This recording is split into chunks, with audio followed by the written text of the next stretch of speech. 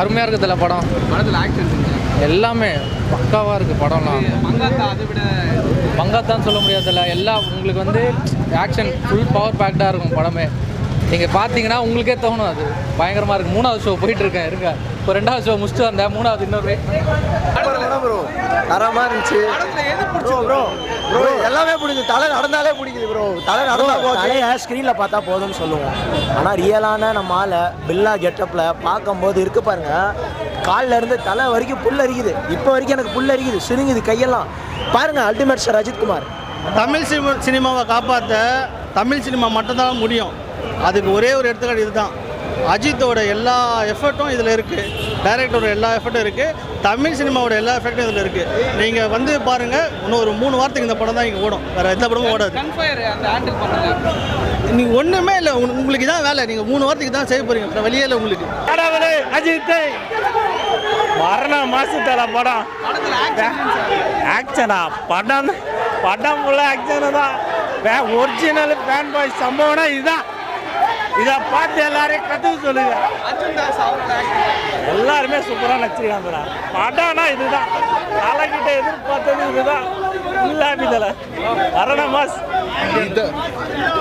இதை விட better film Ajith fans எக்ஸ்பெக்டே பண்ணிக்க முடியாது. Absolute fan service. ஒரு சீனும் அப்படி போகுது.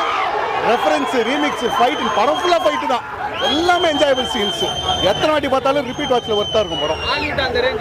ஹாலிவுட்ல என்னன்னா ஹாலிவுட் கோலிவுட் தூக்கி சரிச்சுனா நான் சொல்கிறேன், நீ நோட் பண்ணிக்கோ. 3 வாரத்துக்கு உங்களுக்கு நீங்கள் தான் நிற்கணும். 3 வாரம் கோலிவுட்டே செதுக்கிட்டாங்க. பில் ஜாக்கே வந்தாரு. அப்புறம் 3 வாரம் வந்துட்டாரு. 1 வாரம் 2 இல்லை, 3 வாரம் நீங்கள் வேலை இருக்குது. 3 வாரம் நீங்கள் தான் நிற்கணும், வேறு வழியே இல்லை உனக்கு. ஏன்னா கியூட் ஒயிட் சால்ட் பெப்பர் செதுக்கப்பட்ட சிலை எங்க ஆளை ஊருக்குள்ள கொஞ்சம் கூப்பிடுவோம் தலை. அந்த மாதிரி ட்ரைலர் இப்போ வந்து ட்ரைலர் தான். இன்னும் ஒரு 3 ஷோ முடிஞ்ச பிறகு நிஜமான படம் வரும். இன்னும் 3 வாரம் நீங்கள் தான் நிற்கணும், வேறு வழி இல்லை. சூப்பர் படம் இது. எல்லாமே இப்போ பார்க்கலாம், நல்லா இருக்குது. வேற லெவலில் அஜித் ரொம்ப நாளுக்கு அப்புறம் ஒரு மாஸ் மூவி. ஆக்ஷன் வேற லெவலில் இருக்குது. அந்த ஹாலிவுட் ரேஞ்ச்.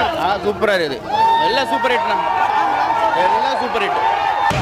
படத்தில் என்ன பார்த்து வரலான்னா என்டர்டைன்மெண்ட். ஒரு சீனும் என்டர்டைன்மெண்ட். கிரிப்பிங்கு, ஒரு சீன் கூட போர் அடிக்காது. 2 hours 20 minutes ஸ்க்ரீன் பிளே அவ்வளோ கிரிப்பிங்காக இருக்குது படம்.